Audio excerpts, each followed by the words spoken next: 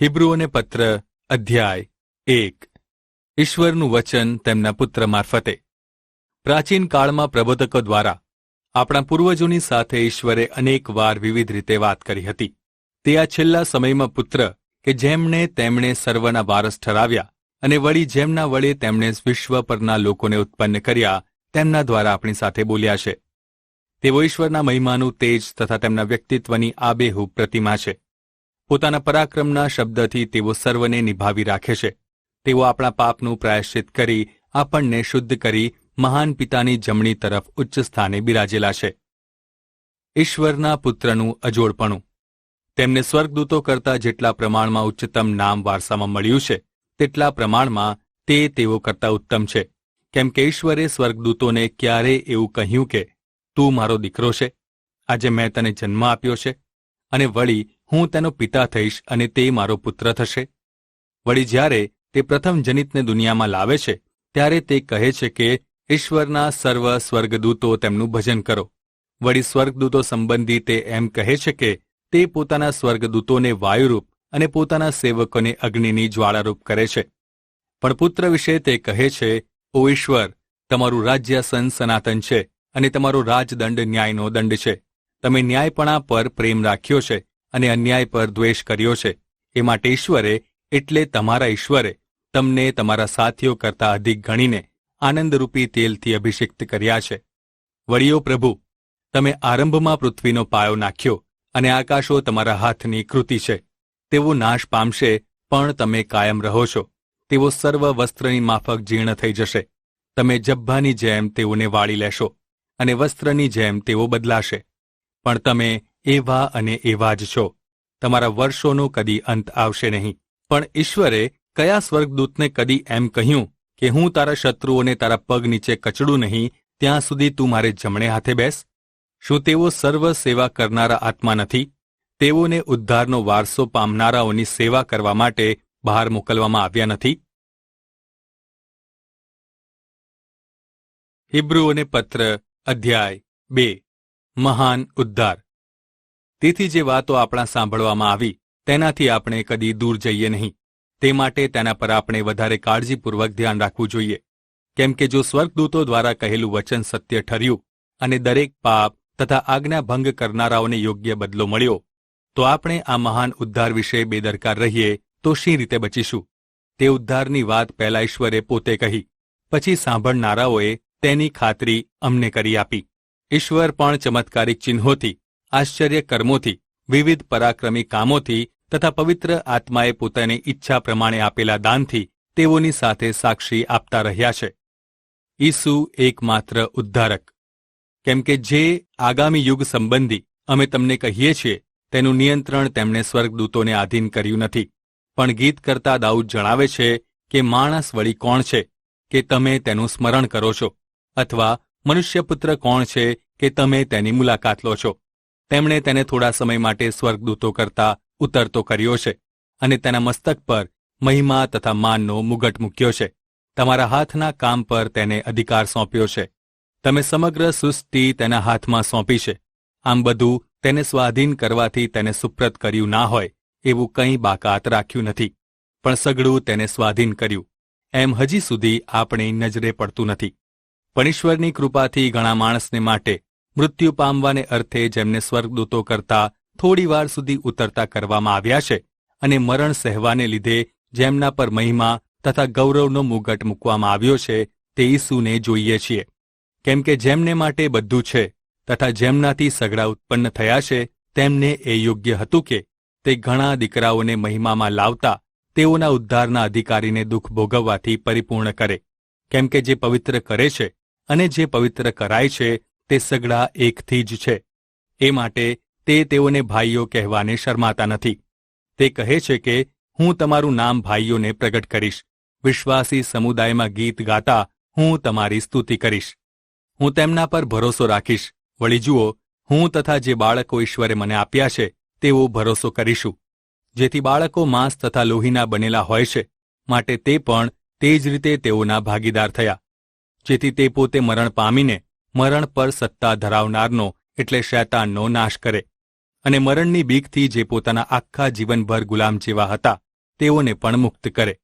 કેમ કે નિશ્ચય તે સ્વર્ગદૂતોની સહાય નથી કરતા, પણ ઇબ્રાહિમના સંતાનની સહાય કરે છે.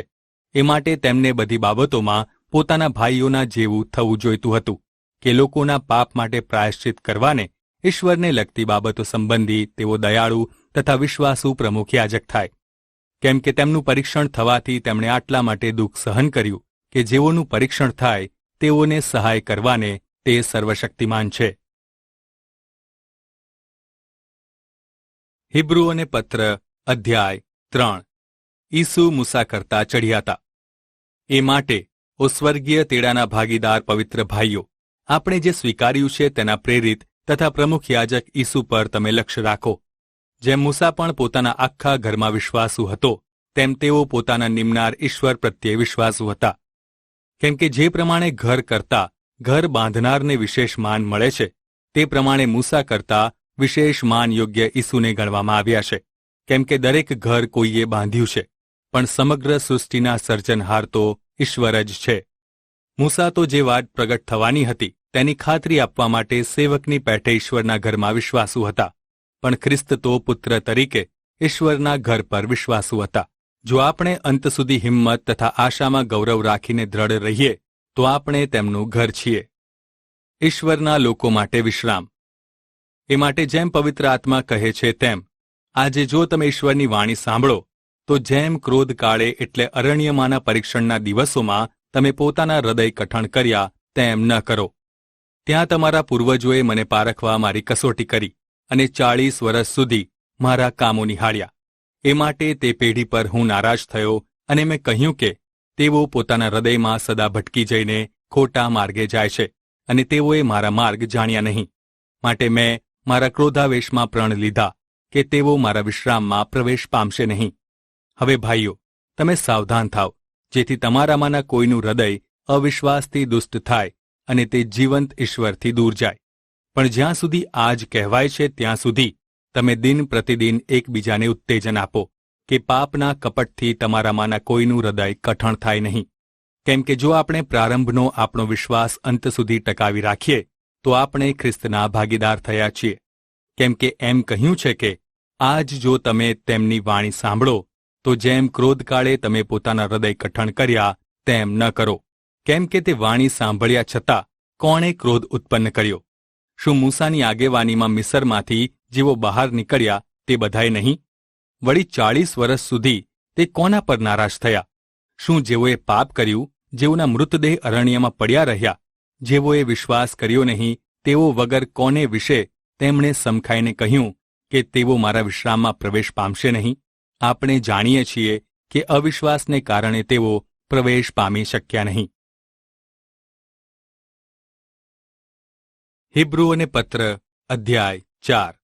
એ માટે આપણે ડરવું જોઈએ. એમ ન થાય કે તેમના વિશ્રામમાં પ્રવેશ પામવાનું આશાવચન હજી એવું ને એવું હોવા છતાં તમારામાંનો કોઈ કદાચ ત્યાં પહોંચવામાં નિષ્ફળ થાય. કેમ કે જેમ ઇઝરાયેલીઓને તેમ આપણને પણ સુવાર્તા પ્રગટ કરવામાં આવેલી છે, પણ સાંભળેલી વાત તેઓને લાભકારક થઈ નહીં. જેઓએ ધ્યાન દઈને સાંભળ્યું તેઓની સાથે તેઓ વિશ્વાસમાં સહમત થયા નહીં. આપણે વિશ્વાસ કરનારાઓ વિશ્રામમાં પ્રવેશ પામીએ છીએ, જેમ તેમણે કહ્યું છે કે મેં મારા ક્રોધાવેશમાં સમ ખાધા કે તેઓ મારા વિશ્રામમાં પ્રવેશ પામશે નહીં. જો કે કામો તો સૃષ્ટિના આરંભથી પૂર્ણ થયેલા હતા.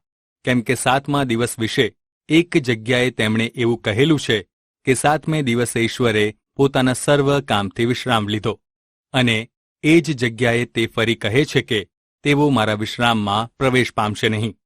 તેથી કેટલાકને તેમાં પ્રવેશ કરવાનું બાકી રહેલું છે, અને જેઓને પહેલી સુવાર્તા પ્રગટ કરવામાં આવી હતી તેઓએ આજ્ઞાભંગ કર્યો, તેથી તેઓ પ્રવેશ પામી શક્યા નહીં. માટે આટલી બધી વાર પછી ફરી નિમેલો દિવસ ઠરાવીને જેમ અગાઉથી કહેવામાં આવ્યું તેમ તે દાઉદ દ્વારા કહે છે કે જો આજ તમે તેની વાણી સાંભળો તો તમે તમારા હૃદયોને કઠણ ન કરો. કેમ કે જો યહોશુઆએ તેઓને તે વિશ્રામ આપ્યો હોત તો તે પછી બીજા દિવસ સંબંધી ઈશ્વરે કહ્યું ન હોત. એ માટે ઈશ્વરના લોકોને માટે વિશ્રામનો વાર હજી બાકી રહેલો છે. કેમ કે જેમ ઈશ્વરે પોતાના કામોથી વિશ્રામ લીધો તેમ ઈશ્વરના વિશ્રામમાં જેણે પ્રવેશ કર્યો છે તેણે પણ પોતાના કામથી વિશ્રામ લીધો છે. એ માટે આપણે તે વિશ્રામમાં પ્રવેશવાને ખંતથી યત્ન કરીએ, કે એમ ન થાય કે આજ્ઞા ભંગના એ જ ઉદાહરણ પ્રમાણે કોઈ પતિત થાય, કેમ કે ઈશ્વરનું વચન જીવંત, સમર્થ તથા બેધારી તલવાર કરતાં પણ વધારે તીક્ષ્ણ છે. તે જીવ, આત્મા, સાંધા તથા મજ્જાને જુદા કરે એટલે સુધી વીંધનારું છે અને હૃદયના વિચારોને તથા લાગણીઓને પારખી લેનારું છે. ઉત્પન્ન કરેલું કંઈ તેની આગળ ગુપ્ત નથી, પણ જેમની સાથે આપણને કામ છે તેમની દ્રષ્ટિમાં આપણે સગળા તદ્દન ઉઘાડા છીએ. ઈસુ અજોડ પ્રમુખ યાજક. તો ઈશ્વરના પુત્ર ઈસુ જે સ્વર્ગમાં પ્રવેશ પામ્યા છે એવા મહાન પ્રમુખ યાજક આપણને મળ્યા છે. માટે આપણે જે સ્વીકાર્યું છે તેને દ્રઢતાથી પકડી રાખીએ, કેમ કે આપણી નિર્બળતા પર જેમને દયા ન આવે એવા નહીં, પણ તે સર્વ પ્રકારે આપણી જેમ પરીક્ષણ પામેલા છતાં નિષ્પાપ રહ્યા એવા આપણા પ્રમુખ યાજક છે. એ માટે દયા પામવાને તથા યોગ્ય સમયે સહાયને માટે કૃપા પામવા સારું આપણે હિંમતથી કૃપાસનની પાસે આવીએ. હિબ્રુઓને પત્ર અધ્યાય 5. કેમ કે દરેક પ્રમુખ યાજક માણસોમાંથી પસંદ કરેલો હોવાને લીધે ઈશ્વર સંબંધીની બાબતોમાં માણસને સારું નિમેલો છે, એ માટે કે તે પાપોને સારું અર્પણો તથા બલિદાનો આપે. તે પોતે પણ નિર્બળતાથી ઘેરાયેલો છે, તેથી તે અજ્ઞાનીઓની તથા ભૂલ કરનારાઓની સાથે સહાનુભૂતિથી વર્તી શકે છે. તેથી તેણે જેમ લોકોને માટે તેમ પોતાને સારું પણ પાપને લીધે અર્પણ કરવું જોઈએ. હારૂનની માફક જેને ઈશ્વરે બોલાવ્યો હોય તેના વિના અન્ય કોઈ પોતાને માટે આ સન્માન લેતો નથી.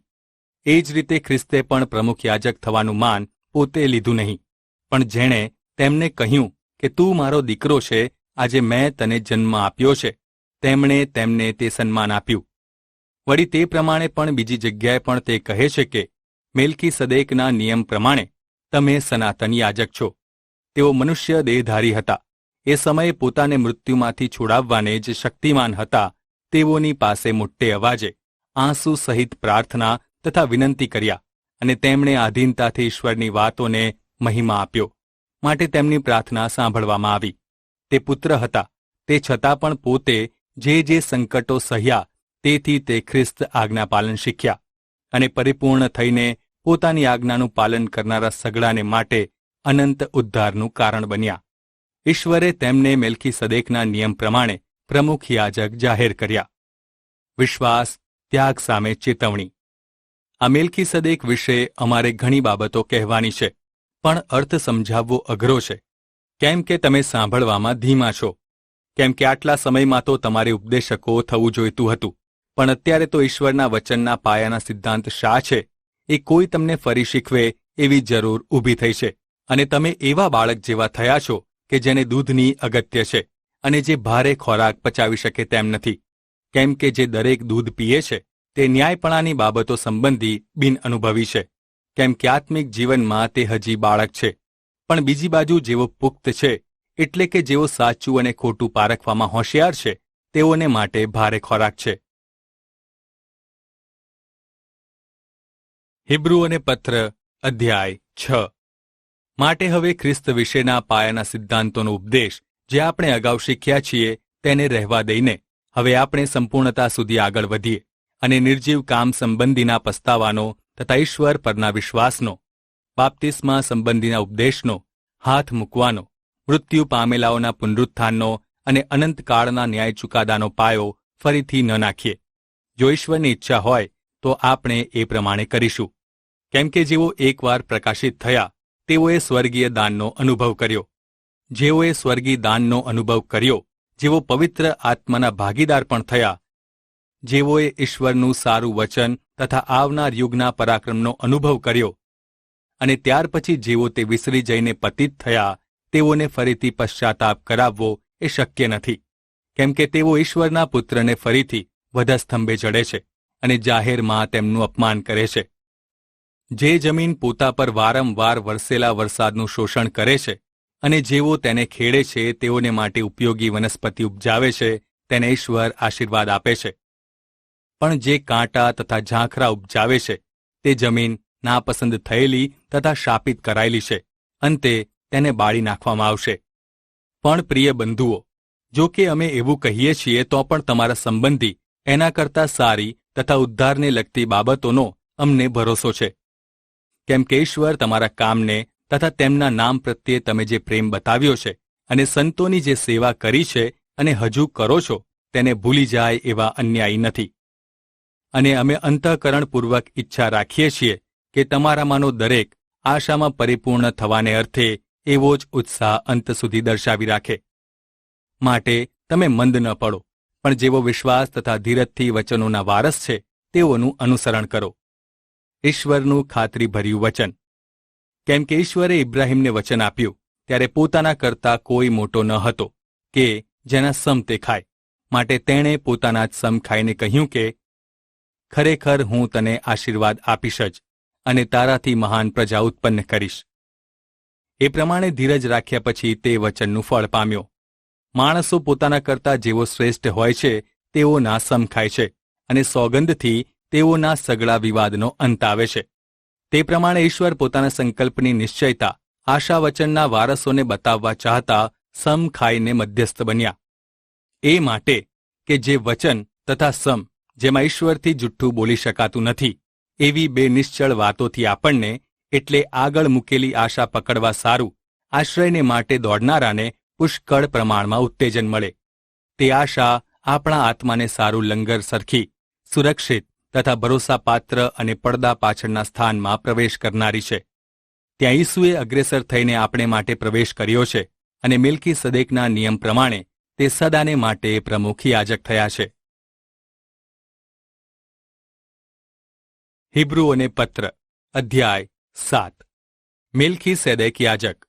આ મેલ્કીસેદેક શાલેમનો રાજા અને પરાત્પર ઈશ્વરનો યાજક હતો. જ્યારે ઇબ્રાહીમ રાજાઓની હત્યા કરીને પાછો આવ્યો ત્યારે તેણે તેને મળીને આશીર્વાદ આપ્યો. અને ઇબ્રાહીમે લડાઈમાં જે મેળવ્યું હતું તેનો 10મો ભાગ તેને આપ્યો. તેના નામનો પહેલો અર્થ તો ન્યાયપણાનો રાજા, પછી શાલેમનો રાજા એટલે શાંતિનો રાજા છે. તે પિતા વગરનો, માતા વગરનો અને વંશાવળી વગરનો હતો. તેના આરંભનો સમય કે આયુષ્યનો અંત ન હતો, પણ તે ઈશ્વરના પુત્રના જેવો સદા યાજક રહે છે. તો જેના આદિપિતા ઇબ્રાહીમે લૂંટમાંનો 10મો ભાગ આપ્યો તે કેવો મહાન હશે એનો વિચાર કરો. અને ખરેખર લેવીના સંતાનમાંના જેઓ યાજકપદ પામે છે તેઓને લોકોની પાસેથી એટલે ઇબ્રાહીમથી ઉત્પન્ન થયેલા પોતાના ભાઈઓની પાસેથી નિયમશાસ્ત્ર પ્રમાણે 10મો ભાગ લેવાની આજ્ઞા છે ખરી. પણ જે તેઓની વંશાવળીનો ન હતો તેણે ઇબ્રાહીમની પાસેથી 10મો ભાગ લીધો અને જેને વચનો મળ્યા હતા તેને તેણે આશીર્વાદ આપ્યો. હવે મોટો નાનાને આશીર્વાદ આપે છે તેમાં તો કંઈ પણ વાંધો નથી. અહીંયા યહૂદી યાજકો જેઓ મૃત્યુ પાત્ર છે તે આ 10મો ભાગ લે છે, પણ ત્યાં જેના સંબંધી સાક્ષી આપેલી છે કે તે જીવંત છે તે લે છે. અને એમ પણ કહેવાય છે કે જે લેવી 10મો ભાગ લેશે તેણે પણ ઇબ્રાહીમની મારફતે 10મો ભાગ આપ્યો. કેમ કે જ્યારે મેલ્કીસેદેક તેના પિતાને મળ્યો ત્યારે તે પોતાના પિતાના અંગમાં હતો. એ માટે જો લેવીના યાજકપણાથી પરિપૂર્ણતા થઈ હોત, કેમ કે તે દ્વારા લોકોને નિયમશાસ્ત્ર મળ્યું હતું, તો હારૂનના નિયમ પ્રમાણે ગણાયેલો નહીં એવો બીજો યાજક મેલ્કીસેદેકના નિયમ અનુસાર ઉત્પન્ન થાય એની શી અગત્ય હતી. કેમ કે યાજકપદ બદલાયાથી નિયમ પણ બદલાવાની જરૂર છે. કેમ કે જે સંબંધી એ વાતો કહેવાયેલી છે તે અન્ય કુળનો છે. તેઓમાંના કોઈએ યજ્ઞવેદીની સેવા કરી નથી. કેમ કે એ સ્પષ્ટ છે કે યહૂદાના કુળમાં આપણા પ્રભુનો જન્મ થયો. તે કુળમાંના યાજકપદ સંબંધી મૂસાએ કશું કહ્યું નથી. મેલ્કીસેદેક જેવો બીજો યાજક. હવે જે મેલ્કીસેદેકના જેવો એટલે કે જગીક આજ્ઞાના ધારાધોરણ પ્રમાણે નહીં પણ અવિનાશી જીવનના સામર્થ્ય પ્રમાણે બીજો એક યાજક ઊભો થયો છે, તો આ બાબત વિશે સ્પષ્ટ થાય છે. કેમ કે આવી સાક્ષી આપવામાં આવેલી છે કે મેલ્કીસેદેકના નિયમ પ્રમાણે તમે સનાતન યાજક છો. કેમ કે અગાઉની આજ્ઞા અશક્ત તથા નિરુપયોગી હતી, તે માટે તે રદ કરવામાં આવે છે. કેમ કે નિયમશાસ્ત્રથી કશું પરિપૂર્ણ થયું નથી, અને જેને બદલે જેનાથી આપણે ઈશ્વરની પાસે જઈ શકીએ એવી વધારે સારી આશાનો ઉદ્ભવ થાય છે. પણ આ તો સમ વગર આપવામાં આવ્યું નહોતું. બીજા તો સમ વગર યાજક થયા છે. તે વિશેષ સારું છે, કેમ કે તે વિશેનું વચન સમ વગર આપવામાં આવ્યું નહોતું. પણ આ તો સમથી થાય છે. એટલે જેમણે તેમને કહ્યું કે પ્રભુએ સમ ખાધા અને તે પસ્તાવો કરનાર નથી કે તું સનાતન યાજક છે, આવી રીતે તે તેમનાથી યાજક થયા. તે જ પ્રમાણે ઈસુ સારા કરારની ખાતરી થયા છે. જેઓ યાજક થયા તેઓ પુષ્કળ પ્રમાણમાં હતા ખરા, કેમ કે મૃત્યુને લીધે તેઓ સદા રહી શક્યા ન હતા. પણ ઈસુ તો સદાકાળ રહે છે, માટે તેમનું યાજક પદ અવિકારી છે. માટે જેઓ તેમની મારફતે ઈશ્વરની પાસે આવે છે તેઓનો સંપૂર્ણ ઉદ્ધાર કરવાને ઈસુ સમર્થ છે, કેમ કે દરેકને માટે મધ્યસ્થી કરવાને તેઓ સદા જીવંત રહે છે. તેમના જેવા પ્રમુખ યાજકની આપણને જરૂર હતી. તે પવિત્ર, નિર્દોષ, નિષ્કલંક, પાપીઓથી તદ્દન અલગ છે અને તેમને આકાશ કરતાં વધારે ઉચ્ચ સ્થાને બિરાજવામાં આવેલા છે. પ્રથમ પ્રમુખ યાજકોની માફક તે પોતાના પાપોને સારું, પછી લોકોના પાપોને સારું નિત્ય બલિદાન આપવાની તેમને અગત્ય નથી, કેમ કે તેમણે પોતાનું અર્પણ કરીને એક જ વખતમાં એ કાર્ય પૂર્ણ કર્યું છે.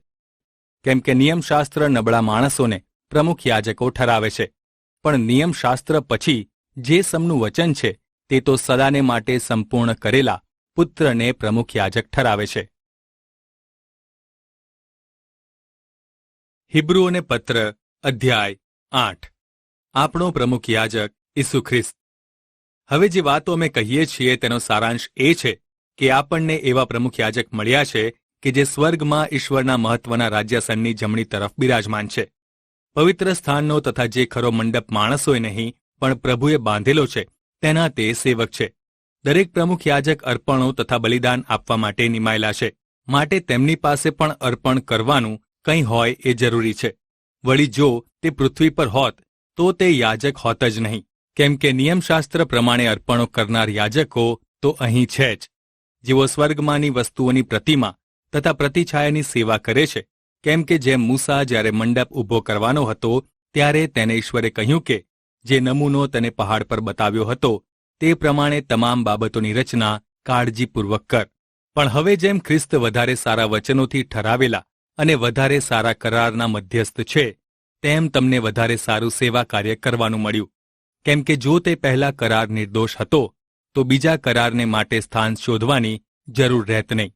પણ દોષ કાઢતા ઈશ્વર તેઓને કહે છે કે જુઓ, પ્રભુ એમ કહે છે કે એવા દિવસો આવે છે કે જેમાં હું ઇઝરાયેલના લોકોની સાથે તથા યહૂદિયા લોકોની સાથે નવો કરાર કરીશ.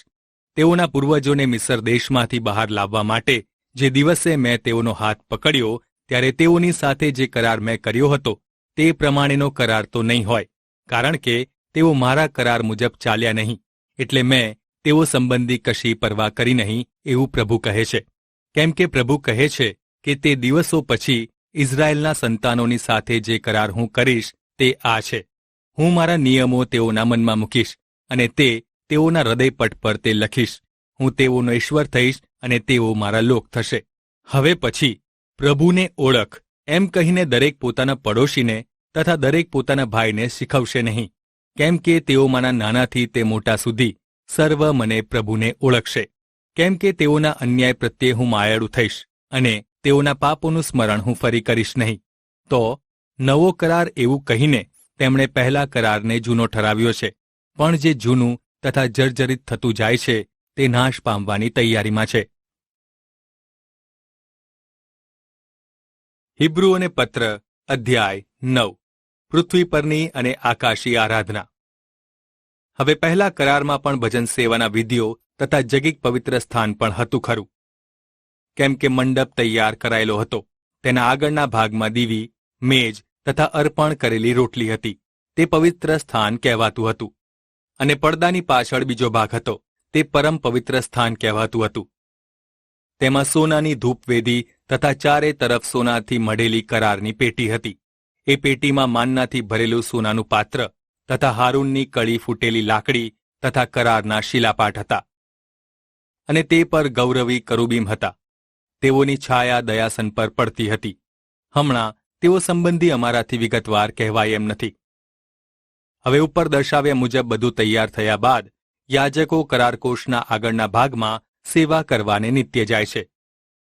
પણ બીજા ભાગમાં વર્ષમાં એક જ વાર ફક્ત પ્રમુખ યાજક જતો હતો, પણ તે લોહીનું અર્પણ કર્યા વિના જઈ શકતો ન હતો, જે તે પોતાના માટે તથા લોકોના અપરાધને માટે અર્પણ કરતો હતો. તેથી પવિત્ર આત્મા એવું જણાવે છે કે જ્યાં સુધી પહેલો મંડપ હજી ઊભો છે ત્યાં સુધી પરમ પવિત્ર સ્થાનનો માર્ગ ખુલ્લો થયેલો નથી. વર્તમાન કાળને સારું તે મંડપ ઉપમારૂપ હતો, જે પ્રમાણે આ પ્રકારના અર્પણો તથા બલિદાનો આપવામાં આવ્યા હતા, ભજન કરનારનું અંતઃકરણ સંપૂર્ણ શુદ્ધ કરવાને અસમર્થ હતા.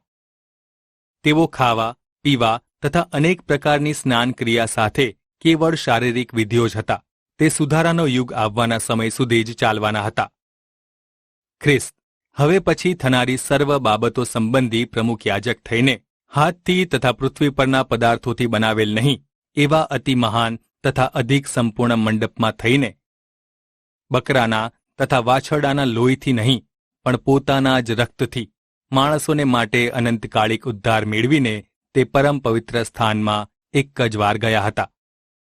કેમ કે જો બકરાનું લોહી, ગોધાઓનું લોહી તથા વાછરડીની રાખ અપવિત્રો પર છાંટવાથી તે શરીરને શુદ્ધ અને પવિત્ર કરે છે, તો ખ્રિસ્ત જે અનંતકાળિક આત્માથી પોતે ઈશ્વરને દોષ વગરનું અર્પણ થયા, તેમનું રક્ત તમારા અંતઃકરણને જીવંત ઈશ્વરને ભજવા માટે નિર્જીવ કામો કરતા કેટલું વિશેષ શુદ્ધ કરશે. માટે પહેલા કરારના સમયે જે ઉલ્લંઘનો કરવામાં આવ્યા હતા, તેના ઉદ્ધારને માટે પોતે બલિદાન આપે, મરણ આપે અને જેઓને તેડવામાં આવ્યા છે તેઓને અનંતકાળના વારસાનું વચન પ્રાપ્ત થાય માટે તે નવા કરારના મધ્યસ્થ છે. કેમ કે જ્યાં વસિયતનામું છે ત્યાં વસિયતનામું કરનારનું મૃત્યુ થાય એ જરૂરી છે. કેમ કે વસિયતનામાનો અમલ માણસના મૃત્યુ પછી થાય છે. એ વસિયતનામું કરનાર જીવિત હોય ત્યાં સુધી કદી તે ઉપયોગી હોય ખરું? એ માટે પહેલા કરારની પ્રતિષ્ઠા પણ રક્ત વિના થઈ ન હતી. કેમ કે મૂસાએ નિયમશાસ્ત્ર પ્રમાણે દરેક આજ્ઞા સર્વ લોકોને કહી સંભળાવી પછી પાણી, કિરમજી ઊન તથા ઝૂફા સહિત વાછરડાનું તથા બકરાનું લોહી લીધું અને તેને પુસ્તક પર તથા સર્વ લોકો પર પણ છાંટીને કહ્યું કે જે કરાર ઈશ્વરે તમને ઠરાવી આપ્યો છે તેનું રક્ત એ જ છે. તેણે તે જ રીતે મંડપ પર તથા સેવાના સગડા પાત્રો પર પણ લોહી છાંટ્યું હતું. નિયમશાસ્ત્ર પ્રમાણે ઘણું કરીને સગડી વસ્તુઓ રક્ત દ્વારા શુદ્ધ કરાય છે અને રક્ત વહેવડાવ્યા વગર પાપની માફી મળતી નથી. પ્રભુ ઈસુનું બલિદાન પાપ દૂર કરે છે. સ્વર્ગમાંની વસ્તુઓના નમૂનાના પદાર્થોને આવી રીતે શુદ્ધ કરવાની અગત્ય હતી, પણ આકાશી વસ્તુઓને તે કરતાં વધારે સારા બલિદાનોથી શુદ્ધ કરવામાં આવે એવી અગત્ય હતી. કેમ કે ખ્રિસ્ત હાથે બનાવેલા પવિત્ર સ્થાન કે જે સત્યનો નમૂનો છે તેમાં ગયા નથી, પણ સ્વર્ગમાં જ ગયા છે, એ માટે કે તે હમણાં આપણે માટે ઈશ્વરની સમક્ષ હાજર થાય. જેમ અગાઉ પ્રમુખ યાજક બીજાનું લોહી લઈને દર વર્ષે પરમ પવિત્ર સ્થાનમાં જતો હતો, તેમ તેને વારંવાર પોતાનું બલિદાન અર્પણ કરવાની જરૂરિયાત રહી નથી. કેમ કે જો એમ હોત તો સૃષ્ટિના આરંભથી ઘણી વખત તમને દુઃખ સહન કરવાની જરૂરિયાત ઊભી થાત. પણ હવે છેલ્લા સમયમાં પોતાના બલિદાનથી પાપને દૂર કરવા માટે તેઓ એક જ વખત પ્રગટ થયા.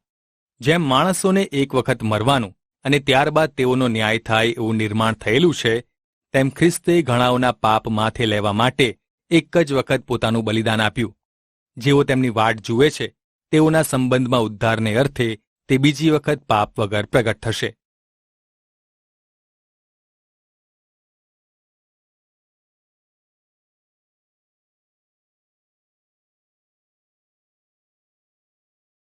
હિબ્રુઓને પત્ર અધ્યાય 10.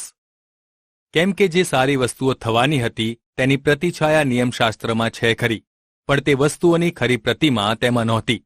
માટે જે બલિદાનો વર્ષો વર્ષ તેઓ હંમેશા કરતા હતા, તેથી તેઓથી ત્યાં આવનારાઓને પરિપૂર્ણ કરવાને નિયમશાસ્ત્ર કદી સમર્થ નહોતું. જો એમ હોત તો બલિદાનો કરવાનું શું બંધ ન થાત? કેમ કે એક વખત પવિત્ર થયા પછી ભજન કરનારાઓના અંતઃકરણમાં ફરી પોતાની કંઈ અંતઃવાસના થાત નહીં, પણ તે બલિદાનોથી વર્ષો વર્ષ પાપોનું ફરીથી સ્મરણ થયા કરે છે. કેમ કે ગોધાઓનું તથા બકરાઓનું લોહી પાપો દૂર કરવાને સમર્થ નથી. એ માટે દુનિયામાં આવતા જ તે કહે છે કે તમે બલિદાન તથા અર્પણની ઈચ્છા રાખી નહીં, પણ મારે માટે તમે શરીર તૈયાર કર્યું છે. દહનાર્પણ તથા પાપાર્થાર્પણથી તમે પ્રસન્ન થતા ન હતા. ત્યારે મેં કહ્યું કે ઓ ઈશ્વર, જુઓ, શાસ્ત્રના પુસ્તકમાં મારા સંબંધી લખ્યું છે, તમારી ઈચ્છા પૂર્ણ કરવાને હું આવ્યો છું. ઉપર જ્યારે તેમણે કહ્યું કે બલિદાનો, અર્પણો, દહનાર્પણો, પાપાર્થાર્પણો જે નિયમશાસ્ત્ર પ્રમાણે કરાય છે તેઓની ઈચ્છા રાખી નહીં અને તેઓથી તમે પ્રસન્ન થતા ન હતા, ત્યારે તેમણે કહ્યું કે જો તમારી ઈચ્છા પૂર્ણ કરવાને હું આવું છું, બીજાને સ્થાપવા સારું પહેલાને તે રદ કરે છે. તે ઈચ્છા વડે ઈસુ ખ્રિસ્તનું શરીર એક જ વખત અર્પણ થયાથી આપણને પવિત્ર કરવામાં આવ્યા છે. દરેક યાજક નિત્ય સેવા કરતા તથા એને એ જ બલિદાનો વારંવાર આપતા ઊભો રહે છે, પરંતુ એ બલિદાનો પાપોને દૂર કરવાને કદાપી સક્ષમ નથી. પણ ખ્રિસ્ત તો પાપોને કાજે એક બલિદાન સદાકાળને માટે આપીને ઈશ્વરની જમણી તરફ બિરાજેલા છે. હવે પછી તેમના વેરીઓને તેમના પગ નીચે કચડવામાં આવે ત્યાં સુધી તે રાહ જુએ છે. કેમ કે જેઓ પવિત્ર કરાય છે તેઓને તેમણે એક જે અર્પણથી સદાકાળને માટે પરિપૂર્ણ કરી દીધા છે. પવિત્ર આત્મા પણ આપણને સાક્ષી આપે છે, કેમ કે તેમણે કહ્યું હતું કે તે દિવસોમાં જે કરાર હું તેઓની સાથે કરીશ તે એ જ છે કે હું મારા નિયમો તેઓના હૃદયપટ પર લખીશ અને તેઓના મનમાં મૂકીશ, એમ પ્રભુ કહે છે. પછી તે કહે છે કે તેઓના પાપ તથા તેઓના અન્યાયને હું ફરી યાદ કરીશ નહીં. હવે જ્યાં તેઓના પાપ માફ થયા છે ત્યાં ફરીથી પાપને સારું બીજા અર્પણની જરૂરિયાત નથી. પ્રભુ ઈસુનું બલિદાન પાપ દૂર કરે છે. મારા ભાઈઓ, તેણે આપણે માટે પડદામાં થઈને એટલે પોતાના શરીરમાં થઈને એક નવો તથા જીવતો માર્ગ ઉઘાડ્યો છે. તે માર્ગમાં થઈને ઈસુના રક્ત દ્વારા પરમ પવિત્ર સ્થાનમાં પ્રવેશ કરવાને આપણને હિંમત છે. વડીશ્વરના ઘર પર આપણે માટે એક મોટો યાજક છે. તેથી દુષ્ટ અંતઃકરણથી છૂટવા માટે હૃદયો પર છંટકાવ પામીને તથા સ્વચ્છ પાણીથી શરીર ધોઈને આપણે ખરા હૃદયથી અને વિશ્વાસના પૂરા નિશ્ચય સાથે ઈશ્વરના સાનિધ્યમાં જઈએ. આપણે આશાની કરેલી કબૂલાતમાં દ્રઢ રહીએ, કેમ કે જેમણે આશાવચન આપ્યું તે વિશ્વાસપાત્ર છે. પ્રેમ રાખવાને તથા સારા કામ કરવા માટે પરસ્પર ઉત્તેજન પ્રાપ્ત થાય માટે આપણે એકબીજાનો વિચાર કરીએ. જેમ કેટલાક કરે છે તેમ આપણે એકઠા મળવાનું પડતું ન મૂકીએ, પણ આપણે એકબીજાને ઉત્તેજન આપીએ, અને જેમ જેમ તમે તે દિવસ પાસે આવતો નિહાળો તેમ તેમ તમે વિશેષ પ્રયત્ન કરો. કેમ કે આપણને સત્યની ઓળખ પ્રાપ્ત થયા પછી પણ જો આપણે જાણી જોઈને પાપ કરીએ તો હવે પછી પાપોને માટે બીજું બલિદાન રહેતું નથી, પણ ન્યાય ચુકાદાની ભયાનક પ્રતીક્ષા તથા વેરીઓને ખાઈ જનાર અગ્નિનો કોપ એ જ બાકી રહેલું છે. જે કોઈ મૂસાના નિયમશાસ્ત્રનું ઉલ્લંઘન કરતો તેના પર દયા રખાતી ન હતી, પણ 2 કે 3 જણની સાક્ષીથી તેને મોતની સજા કરવામાં આવતી હતી. તો જેણે ઈશ્વરના પુત્રને પગ નીચે કચડ્યા છે અને કરારના જે રક્તથી પોતે પવિત્ર થયા હતા તેમને અશુદ્ધ ગણ્યા છે, અને જેણે કૃપાના આત્માનું અપમાન કર્યું છે તે કેટલી બધી સખત શિક્ષાને પાત્ર થશે તે વિશે તમે શું ધારો છો? કેમ કે બદલો વાળવો એ મારું કામ છે, હું બદલો વાળી આપીશ. ત્યારબાદ ફરી પ્રભુ પોતાના લોકોનો ન્યાય કરશે, એવું જેમણે કહ્યું તેમને આપણે ઓળખીએ છીએ. જીવતા ઈશ્વરના હાથમાં પડવું એ અતિ ભયંકર છે. પણ પહેલાના દિવસોનું સ્મરણ કરો કે જેમાં તમે પ્રકાશિત થયા પછી પહેલા તો નિંદાઓથી તથા સંકટથી તમે અપમાનરૂપ જેવા થયા, અને પછી તો જેઓને સતાવાયા હતા તેઓના ભાગીદાર થઈને દુઃખોનો ભારે હુમલો સહન કર્યો. કેમ કે જેઓ બંધનમાં હતા તેઓ પ્રત્યે તમે કરુણા દર્શાવી અને તમારી સંપત્તિની લૂંટ કરાઈ તેને તમે આનંદથી સહન કર્યું, કેમ કે તમે એ જાણતા હતા કે તમારે માટે તેના કરતાં વધારે યોગ્ય તથા સર્વકાળ રહેનારું ધન સ્વર્ગમાં મૂકી રાખવામાં આવેલું છે. એ માટે તમારા વિશ્વાસના ફળરૂપી જે મોટો બદલો તમને મળવાનો છે તેને નાખી ન દો. કેમ કે ઈશ્વરની ઈચ્છા પ્રમાણે વર્ત્યા પછી તમને આશા વચનનું ફળ મળે, માટે તમારે ધીરજ રાખવાની જરૂર છે. કેમ કે જે આવવાના છે તે તદ્દન થોડી વારમાં જ આવશે અને વિલંબ કરશે નહીં. પણ મારો ન્યાયી સેવક વિશ્વાસથી જીવશે. જો તે પાછો હટે તો તેનામાં મારા જીવને આનંદ થશે નહીં. પણ આપણે પાછા હટીને નાશ પામનારા નથી, પણ જીવનના ઉદ્ધારને અર્થે વિશ્વાસ કરનારા છીએ. હિબ્રુઓને પત્ર અધ્યાય 11. વિશ્વાસના શૂરવીરોની યાદી. હવે વિશ્વાસ તો જે વસ્તુઓની આશા આપણે રાખીએ છીએ તેની ખાતરી છે અને અદ્રશ્ય વસ્તુઓની સાબિતી છે. કેમ કે વિશ્વાસથી પ્રાચીન સમયના આપણા પૂર્વજ ઈશ્વર ભક્તો વિશે સાક્ષી આપવામાં આવી. વિશ્વાસથી આપણે જાણીએ છીએ કે ઈશ્વરના શબ્દથી સમગ્ર વિશ્વ ઉત્પન્ન થયું છે, અને જે દ્રશ્ય છે તે દ્રશ્ય વસ્તુઓથી ઉત્પન્ન થયા નથી. વિશ્વાસથી હાબેલે કાઈનના કરતાં વધારે સારું બલિદાન ઈશ્વરને ચઢાવ્યું. તેથી તે ન્યાયી છે અને તેના સંબંધી સાક્ષી આપવામાં આવી, કેમ કે ઈશ્વરે તેના અર્પણો સંબંધી સાક્ષી આપી, અને તેથી તે મૃત્યુ પામેલો હોવા છતાં પણ હજી બોલે છે. વિશ્વાસથી હનોખને ઉપર લઈ લેવામાં આવ્યો કે તે મૃત્યુનો અનુભવ કરે નહીં, અને તે અદૃશ્ય થયો, કેમ કે ઈશ્વર તેને ઉપર લઈ ગયા હતા. તેને ઉપર લઈ લેવામાં આવ્યો તે પહેલાં તેના સંબંધીએ સાક્ષી થઈ કે ઈશ્વર તેના પર પ્રસન્ન હતા. પણ વિશ્વાસ વગર ઈશ્વરને પ્રસન્ન કરવા એ શક્ય નથી, કેમ કે ઈશ્વરની પાસે જે આવે છે તેણે એવો વિશ્વાસ કરવો જોઈએ કે તેઓ છે, અને જેઓ ખંતથી તેમને શોધે છે તેઓને તે ફળ પણ આપનાર છે. નૂહે જે બાબત હજી સુધી જોઈ ન હતી તે વિશે ચેતવણી પ્રાપ્ત કરીને તથા ઈશ્વરની બીક રાખીને વિશ્વાસથી પોતાના કુટુંબના ઉદ્ધારને માટે વહાણ તૈયાર કર્યું. તેથી તેણે માનવ જગતને અપરાધી ઠરાવ્યું, અને વિશ્વાસથી જે ન્યાયપણું છે તેનો તે વારસ થયો. ઇબ્રાહિમ જે જગ્યા વારસામાં પામવાનો હતો તેમાં જવાને તેડું પામીને આજ્ઞાધીન થયો, એટલે પોતે ક્યાં જાય છે એ ન જાણ્યા છતાં વિશ્વાસથી તે રવાના થયો. વિશ્વાસથી ઇબ્રાહિમે જાણે પરદેશમાં હોય તેમ વચનના દેશમાં પ્રવાસ કર્યો, અને તેની સાથે તે જ વચનના સહવારસો ઈસાક તથા યાકૂબ તેની જેમ તંબુઓમાં રહેતા. કેમ કે જે શહેરનો પાયો છે, જેને યોજનાર તથા બાંધનાર ઈશ્વર છે, તેમની આશા તે રાખતો હતો. વિશ્વાસથી સારા પણ વૃદ્ધ થયા પછી ગર્ભ ધારણ કરવા સામર્થ્ય પામી, કેમ કે જેણે વચન આપ્યું હતું તેમને તેણે વિશ્વાસપાત્ર ગણ્યા. એ માટે એકથી, અને તે પણ વળી મુએલા જેવો, તેનાથી સંખ્યામાં આકાશમાંના તારા જેટલા તથા સમુદ્રના કાંઠા પરની રેતી જે અગણિત છે તેના જેટલા લોક ઉત્પન્ન થયા. એ સગળા વિશ્વાસમાં મૃત્યુ પામ્યા. તેઓને વચનોના ફળ મળ્યા નહીં, પણ દૂરથી તે નિહાળીને તેમણે અભિવાદન કર્યા, અને પોતા વિશે કબૂલ કર્યું કે અમે પૃથ્વી પર પરદેશી તથા મુસાફર છીએ. કેમ કે એવી વાતો કહેનારા સ્પષ્ટ જણાવે છે કે તેઓ વતનની શોધ કરે છે. જે દેશમાંથી તેઓ બહાર આવ્યા તેના પર જો તેઓએ ચિત્ત રાખ્યું હોત તો પાછા ફરવાનો પ્રસંગ તેઓને મળત. પણ હવે વધારે ઉત્તમ એટલે સ્વર્ગીય દેશની તેઓ બહુ ઈચ્છા રાખે છે. માટે ઈશ્વર તેઓના ઈશ્વર કહેવાતા શરમાતા નથી, કેમ કે તેમણે તેઓને માટે એક શહેર નિર્માણ કર્યું છે. ઇબ્રાહિમે જ્યારે તેની કસોટી થઈ ત્યારે વિશ્વાસથી ઈસાકનું બલિદાન આપ્યું. એટલે જેને વચનો આપવામાં આવ્યા હતા અને જેને એવું કહેવામાં આવ્યું હતું કે ઈસાકથી તારો વંશ ગણાશે, તેણે પોતાના એકના એક દીકરાનું બલિદાન આપ્યું, કેમ કે તે એવું માનતો હતો કે ઈશ્વર મૃત્યુ પામેલાઓને પણ ઉઠાડવાને સમર્થ છે. અને પુનરુત્થાનની ઉપમા પ્રમાણે તે તેને પાછો મળ્યો પણ ખરો. વિશ્વાસથી ઈસાકે જે બાબતો બનવાની હતી તેના સંબંધી યાકૂબ અને એસાવને આશીર્વાદ આપ્યો. વિશ્વાસથી યાકૂબે પોતાના મૃત્યુ સમયે યુસફના બંને દીકરાઓને આશીર્વાદ આપ્યો, અને પોતાની લાકડીના હાથા પર ટેકીને ભજન કર્યું.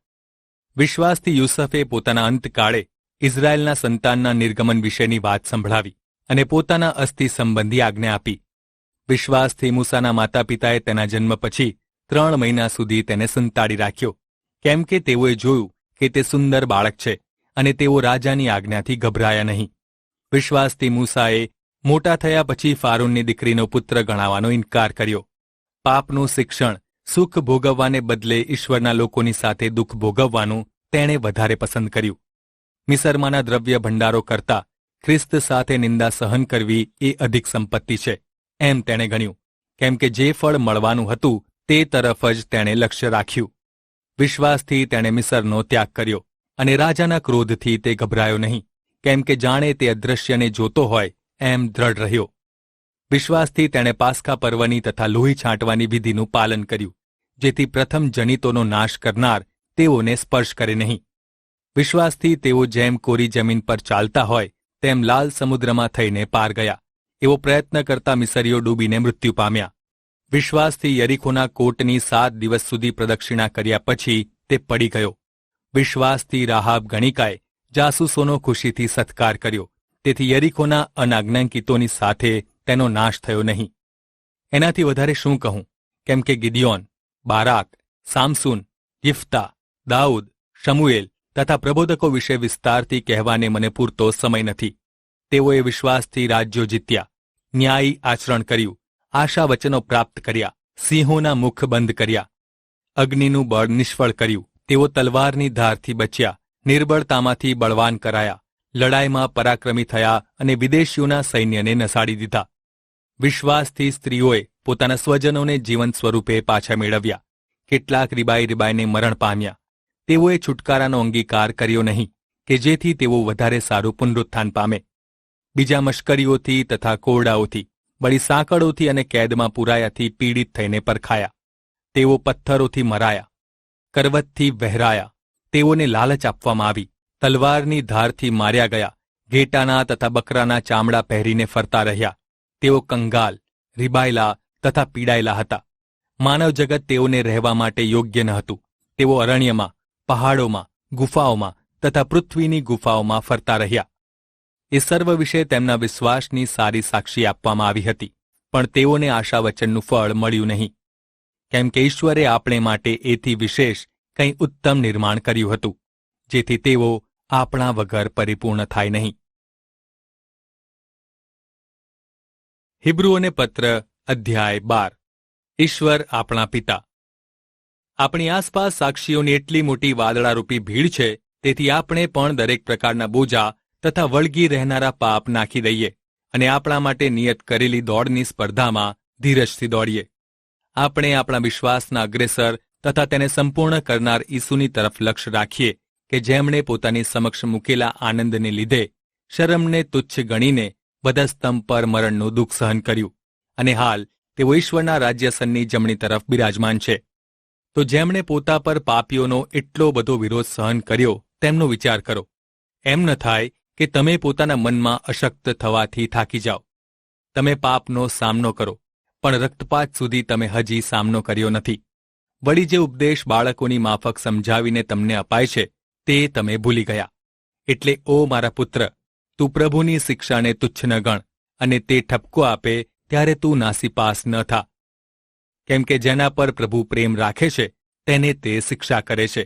જે પુત્રનો તે અંગીકાર કરે છે તે દરેકને તે કોરડા મારે છે. જે શિક્ષા તમે સહન કરો છો તે શિક્ષણને માટે છે, જેમ પુત્રની સાથે તેમ તમારી સાથે ઈશ્વર વર્તે છે. કેમ કે એવું કયું બાળક છે જેને પિતા શિક્ષા કરતા નથી? પણ જે શિક્ષાના ભાગીદાર સગળા થયા છે તે શિક્ષા તમને ન થાય, તો તમે દાસી પુત્રો છો, ખરા પુત્રો તો નહીં. વળી પૃથ્વી પરના આપણા પિતાઓ આપણને શિક્ષા કરતા હતા, અને આપણે તેઓનું માન રાખતા હતા. તો આપણા આત્માઓના પિતાને એથી વિશેષ માન આપીને તેમને આધીન રહીને જીવીએ નહીં? કેમ કે તેઓએ તો થોડાક દિવસો સુધી પોતાને જે વ્યાજબી લાગ્યું તે પ્રમાણે આપણને શિક્ષા કરી ખરી, પણ તેમણે તો આપણા હિતને માટે શિક્ષા કરી કે આપણે તેમની પવિત્રતાના સહભાગી થઈએ. કોઈ પણ શિક્ષા તે સમયે આનંદકારક નહીં પણ ખેદકારક લાગે છે, પણ પછી તો તેથી કસાયેલાઓને તે ન્યાયપણાના શાંતિદાયક ફળ આપે છે. સલાહ, સૂચનો અને ચેતવણી. એ માટે ઢીલા પડેલા હાથોને તથા અશક્ત થયેલા ઘૂંટણોને તમે ફરી મજબૂત કરો. પોતાના પગોને સારું રસ્તા સુગમ કરો, જેથી જે અપંગ છે તે ઉતરી ન જાય, પણ એથી વિપરીત તે સાજું થાય. સગડાની સાથે શાંતિથી વર્તો. પવિત્રતા કે જેના વગર કોઈ પ્રભુને નિહાળશે નહીં તેને ધોરણે તમે ચાલો. તમે બહુ સાવધ રહો કે જેથી કોઈ ઈશ્વરની કૃપા પામ્યા વિના રહી ન જાય. એમ ન થાય કે કોઈ કડવાશરૂપી જળ ઉગે અને તમને ભ્રષ્ટ કરે. તેનાથી તમારામાંના ઘણા લોક અપવિત્ર થાય. અને કોઈ વ્યભિચારી થાય, અથવા એસાવ કે જેણે એક ભોજનને માટે પોતાનું જ્યેષ્ઠપણું વેચી માર્યું તેના જેવો કોઈ ભ્રષ્ટ થાય. કેમ કે તમે જાણો છો કે ત્યાર પછી જ્યારે તે આશીર્વાદનો વારસો પામવા ઈચ્છતો હતો ત્યારે તે આંસુ સહિત પ્રયત્ન કરતો હતો, તો પણ તેનો સ્વીકાર થયો નહીં, કેમ કે પસ્તાવાનો પ્રસંગ તેને મળ્યો નહીં. વળી તમે એવાઓની પાસે આવ્યા નથી, એટલે સ્પર્શ કરાય એવા પહાડની, બળતી આગની, અંધારાયેલા આકાશની, અંધકારની તથા તોફાનની, તથા રણશિંગડાના અવાજની તથા એવા શબ્દોની ધ્વનિની કે જેના સાંભળનારાઓએ વિનંતી કરી કે એવા બોલ અમને ફરીથી સાંભળવામાં આવે નહીં. કેમ કે જે આજ્ઞા થઈ તે તેઓથી સહન થઈ શકી નહીં. જો કોઈ જાનવર પણ પહાડને સ્પર્શ કરે તો તે પથ્થરથી માર્યું જાય. તે વખતનો દેખાય એવો બિહામણો હતો કે મૂસાએ કહ્યું કે હું બહુ બીહું છું અને ધ્રુજું છું. પણ તમે તો સિયોન પહાડની પાસે અને જીવતા ઈશ્વરના નગર એટલે સ્વર્ગીય યરુશાલેમની પાસે અને હજારો હજાર સ્વર્ગદૂતોની પાસે પ્રથમ જન્મેલા જેઓના નામ સ્વર્ગમાં લખી લેવામાં આવેલા છે તેઓની સાર્વત્રિક સભા તથા વિશ્વાસી સમુદાયની પાસે અને સૌનો ન્યાય કરનાર ઈશ્વરની પાસે, સંપૂર્ણ થયેલા ન્યાયીઓના આત્માઓની પાસે, નવા કરારના મધ્યસ્થ ઈસુની પાસે અને જે છંટકાવનું રક્ત હાબેલના કરતાં સારું બોલે છે ત્યાં તેની પાસે આવ્યા છો. જે બોલે છે તેનો તમે અનાદર ન કરો. માટે સાવધ રહો, કેમ કે પૃથ્વી પર ચેતવનારનો જેઓએ નકાર કર્યો તેઓ જો બચ્યા નહીં, તો સ્વર્ગમાંથી ચેતવનારની પાસેથી જો આપણે ફરીએ તો ચોક્કસ બચીશું નહીં. તેમની વાણીએ તે સમયે પૃથ્વીને કંપાવી, પણ તેમણે એવું આશાવચન આપ્યું છે કે હવે ફરી એકવાર હું એકલી પૃથ્વીને જ નહીં, આકાશને પણ હલાવીશ. ફરી એકવારનો અર્થ એ છે કે કંપાયમાન થયેલી વસ્તુઓ સૃષ્ટ વસ્તુઓની માફક નાશ પામે છે, જેથી જેઓ કંપાયમાન થયેલી નથી તે હંમેશા ટકી રહે. માટે કંપાવવામાં ના આવે એવું રાજ્ય પ્રાપ્ત કરીને આપણે ઈશ્વરનો આભાર માનીએ. જેથી ઈશ્વર પ્રસન્ન થાય એવી રીતે આપણે તેમની સેવા આદરભાવ તથા બીકથી કરીએ, કેમ કે આપણો ઈશ્વર ભસ્મીભૂત કરી નાખનાર અગ્નિ છે. હિબ્રુઓને પત્ર અધ્યાય 13. ઈશ્વરને કેવી રીતે પ્રસન્ન કરી શકાય? ભાઈઓ પરનો પ્રેમ જાળવી રાખો. પરોણાગત કરવાનું તમે ભૂલશો નહીં, કેમ કે તેથી કેટલાકે અજાણતા સ્વર્ગદૂતોને પરોણા રાખ્યા છે. બંદીવાનોની સાથે જાણે તમે પણ બંદીવાન હો એવું સમજીને તેઓનું સ્મરણ કરો, અને તમે પોતે પણ શરીરમાં છો, માટે જેઓના પર જુલમ ગુજારવામાં આવે છે તેઓનું સ્મરણ કરો. લગ્નને માનપાત્ર ગણો. પથારી પવિત્ર રાખો, કેમ કે ઈશ્વર અસંયમી તથા વ્યભિચારીઓનો ન્યાય કરશે. દ્રવ્ય લોભથી દૂર રહો. તમારી પાસે જે હોય તેમાં સંતોષ માનો, કેમ કે પ્રભુએ કહ્યું છે કે હું તને મૂકી દઈશ નહીં અને તજીશ પણ નહીં. તેથી આપણે નિર્ભય થઈને કહીએ કે પ્રભુ મને સહાય કરનાર છે, હું બીવાનો નથી. માણસ મને શું કરનાર છે? જેઓ તમારા આગેવાન હતા, જેઓએ તમને ઈશ્વરનું વચન કહ્યું છે, તેઓનું સ્મરણ કરો. તેઓના ચારિત્ર્યનું પરિણામ જોઈને તેઓના વિશ્વાસને અનુસરો. ઈસુ ખ્રિસ્ત ગઈકાલે, આજ તથા સદાકાળ એવાને એવા જ છે. તમે વિચિત્ર તથા નવા ઉપદેશથી આકર્ષાઈ જશો નહીં, કેમ કે પ્રભુની કૃપાથી અંતઃકરણ દ્રઢ કરવામાં આવે તે સારું છે. અમુક ખોરાક ખાવા કે ના ખાવાથી, એ પ્રમાણે વર્તવાથી કશો લાભ થતો નથી. આપણને એવી યજ્ઞવેદી છે કે તે પરનું ખાવાનો અધિકાર મંડપની સેવા કરનારાઓને નથી, કેમ કે પાપોના બલિદાનને માટે જે પશુઓનું લોહી પ્રમુખ યાજક પવિત્ર સ્થાનમાં લાવે છે તેઓના શરીર છાવણી બહાર બળાય છે. એ માટે ઈસુએ પણ પોતાના જ રક્તથી લોકોને પવિત્ર કરવા માટે દરવાજા બહાર મૃત્યુ સહન કર્યું. તેથી આપણે પણ તેમનું અપમાન સહન કરીને તેમની પાસે છાવણી બહાર જઈએ. કેમ કે સ્થાયી રહે એવું નગર આપણને અહીંયા નથી, પણ જે આપણું થવાનું છે તે નગરની આશા આપણે રાખીએ છીએ. માટે તે દ્વારા આપણે ઈશ્વરની સ્તુતિરૂપ બલિદાન એટલે તેના નામને કબૂલ કરનારા હોઠોના ફળનું અર્પણ નિત્ય કરીએ. ઉપકાર કરવાનું તથા દાન વહેંચી આપવાનું તમે ભૂલો નહીં, કેમ કે એવા અર્પણથી ઈશ્વર બહુ સંતુષ્ટ થાય છે. તમે પોતાના આગેવાનોની આજ્ઞાઓ માનીને તેઓને આધીન થાવ, કેમ કે હિસાબ આપનારાઓની જેમ તેઓ તમારા આત્માઓની ચોકી કરે છે. એ માટે કે તેઓ આનંદથી તે કામ કરે, પણ શોકથી નહીં, કેમ કે એથી તમને ગેરલાભ થશે. તમે અમારે માટે પ્રાર્થના કરો, કેમ કે અમારું અંતઃકરણ શુદ્ધ છે એવી અમને ખાતરી છે, અને અમે સઘળી બાબતોમાં પ્રમાણિકપણે વર્તવાની ઈચ્છા રાખીએ છીએ. તમે એ પ્રમાણે કરો તે માટે હું વિશેષ આગ્રહથી એ સારું વિનંતી કરું છું કે તમારી પાસે હું વહેલો પાછો આવું. અંતિમ પ્રાર્થના. હવે શાંતિના ઈશ્વર, જેણે અનંતકાળના કરારના રક્તથી ઘેટાના મોટા રખેવાળ આપણા પ્રભુ ઈસુને મૃત્યુમાંથી પાછા સજીવન કર્યા, તે તમને દરેક સારા કામને માટે એવા સંપૂર્ણ કરે કે તમે તેમની ઈચ્છા પ્રમાણે જ બધું કરો, અને તેમની દ્રષ્ટિમાં જે સંતોષકારક છે તે આપણી મારફતે ઈસુ ખ્રિસ્ત દ્વારા તેઓ કરાવે. તેમને સદા સર્વકાળ મહિમા હો. આમીન. છેલ્લા શબ્દો. ઓ ભાઈઓ, હું તમને વિનંતી કરું છું કે તમે મારા બોધના આ વચન સહન કરો, કેમ કે મેં તમારા પર સંક્ષિપ્તમાં લખ્યું છે. તમે જાણજો કે આપણો ભાઈ તિમોથી હવે જેલમાંથી છૂટો થયેલો છે. જો તે વહેલો આવશે તો હું તેની સાથે આવીને તમને મળીશ. તમે તમારા સર્વ આગેવાનોને તથા સર્વ સંતોને સલામ કહેજો. ઇટાલીમાંના ભાઈઓ તમને સલામ પાઠવે છે. તમ સર્વ પર કૃપા હો. આમીન.